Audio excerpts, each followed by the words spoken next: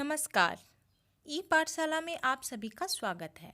आपके साथ में डॉक्टर अरुणा राजपूत। आज के वीडियो में हम भारत देश के नामों के बारे में जानेंगे। क्या आप जानते हैं भारत के कितने नाम हैं? वैसे तो हम सभी जानते हैं कि भारत को अंग्रेजी में इंडिया कहा जाता है। तो फिर इंडिया नाम को हटाने पर इतनी बहस क्यों हो रही है? तो चलिए इन प्रश्नों के बारे में जानते हैं कि भारत का इतिहास क्या कहता है। भारत को कई नामों से जाना जाता रहा है। कभी भारत को सोने की चिड़िया भी कहा जाता था, लेकिन इसे हम आधिकारिक नाम नहीं कह सकते।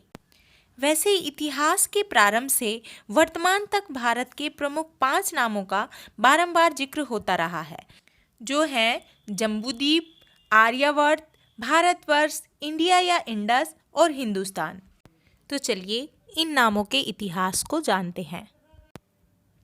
भारत की सभी धार्मिक पुस्तकों में, विशेषकर बौद्ध जैन ग्रंथों में जम्बूद्वीप का उल्लेख मिलता है, जिसका कुछ वर्णन कौटिल्य के साहित्य में भी मिलता है। इन पौराणिक ग्रंथों के आधार पर पृथ्वी 6 द्वीपों में विभाजित थी, जिसमें सर्वप्रसिद्ध द्वीप जम्बूद्वीप था, जो पृथ्वी के मध्य में वर्तमान संपूर्ण एशिया में विस्तृत था, जिसमें देवता व असुर निवास करते थे। ब्रह्मपुराण में भी इसका उल्लेख मिलता है।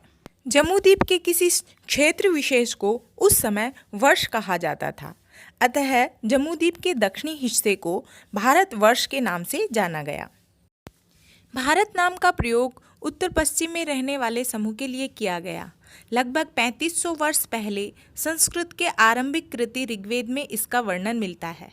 ऋग्वेद के एक श्लोक में 10 राजन युद्ध का उल्लेख मिलता है। यह युद्ध 10 राजाओं के महासंघ और भरत वंश के राजा सुदास के बीच लड़ा गया, जिसमें राजा सुदास की विजय हुई।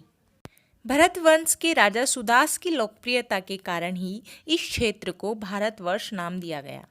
एक अन्य मत के अनुसार महाभारत के रचयिता वेद व्यास जी के अनुसार महाराजा दुष्यंत के पुत्र सम्राट भरत के नाम पर इस क्षेत्र का नाम भारत पड़ा। विष्णु पुराण के एक श्लोक उत्तरम यत् समुद्रस्य हिमाद्रश्चैव दक्षिणम वर्षम तत् भारतम नाम भारती यत्र संततिः, अर्थात ऐसा भूखंड जो समुद्र के उत्तर में तथा हिमालय के दक्षिण में स्थित है, वही भारतवर्ष है। वहाँ पर भरत की संतति निवास करती है। भारत को आर्यवर्त के नाम से भी जाना जाता है। ऋग्वेद के अनुसार आर्यों का निवास स्थल सप्त सिंधु प्रदेश के नाम से अभिहित किया गया है।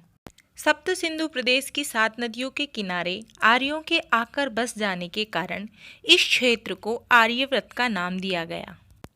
भारत का इंडिया नाम यूनानी शब्द इंडस से पड़ा है, जिसका संस्कृत में अर्थ सिंधु है। लगभग 2500 वर्ष पूर्व ईरान व यूनानियों ने उत्तर पश्चिम की ओर से भारत पर आक्रमण किया। ये लोग सिंधु नदी को इंडस कहते थे, अतः इस क्षेत्र का नाम इंदोस पड़ा। कालांतर में इस नदी के पूर्व में स्थित भूमि प्रदेश को लैटिन भाषा में इंडिया कहा गया। अरब क्षेत्र से आने वाले आक्रमणकारियों ने भारत को हिंदुस्तान नाम दिया। सै को है उच्चारित करने के कारण इनके द्वारा सिंधु नदी क्षेत्र को हिंदू क्षेत्र कहा गया। सर्वप्रथम 13वीं सदी में फारसी इतिहासकार मिन्हाज ए सिराज ने हिंदुस्तान शब्द का प्रयोग किया। उसका आशय पंजाब, हरियाणा और गंगा यमुना के बीच में स्थित इलाकों से था। दिल्ली सुल्तान के अधिकार क्षेत्र के रूप में उसने इस शब्द का प्रयोग राजनीतिक अर्थ में किया था।